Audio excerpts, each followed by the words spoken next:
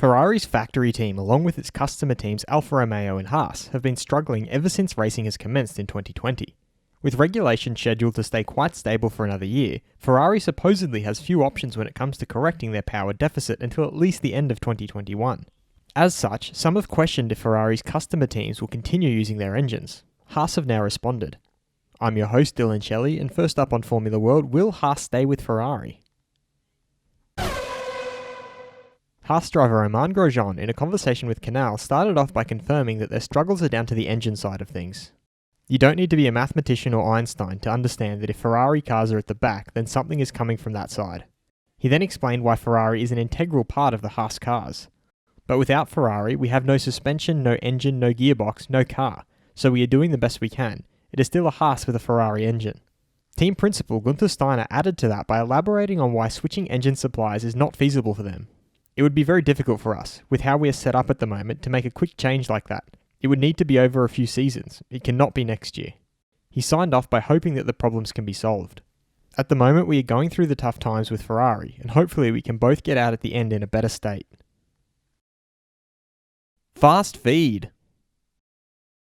Defending world champion Lewis Hamilton thinks that the Red Bulls have got a very good car. People downplay it, but they have got a very, very strong car, and Max is doing a great job with it. He also feels that unfortunately both drivers aren't there like he and Valtteri are there for Mercedes. He also doesn't think anyone is unbeatable, but he does feel that he is performing at the highest level. He also feels that to stay ahead of the man in the same car in the race today is great, but it takes a lot of work. Red Bull team principal Christian Horner explained that Max didn't quite have the pace to fight with the Mercedes, with the tyre degradation in the second half of the race proving to be significant. He also pointed out that Alex is now up to 4th in the Drivers' Championship, and he's had a very solid weekend now, so they'll continue to work hard as a team.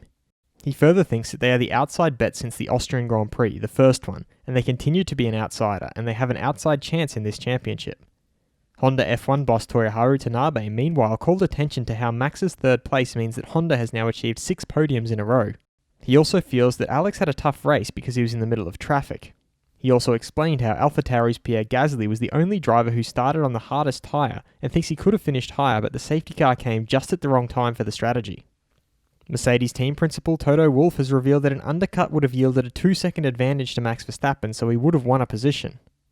Ferrari Sebastian Vettel has exclaimed that clearly things are still unresolved or unclear, and he hopes the problems are specific to Spa, but they will have to work hard and there is still a lot to learn.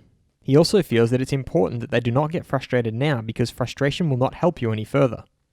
And Renault's Daniel Ricciardo thinks that 4th place was the maximum they could have achieved at Spa. Should Haas begin to look elsewhere for an engine supplier, or should they stick with Ferrari? Head over to my community page to vote in the poll and let me know what you think in the comments. And if you like this video, feel free to subscribe and check out my others for all the latest in the world of Formula 1.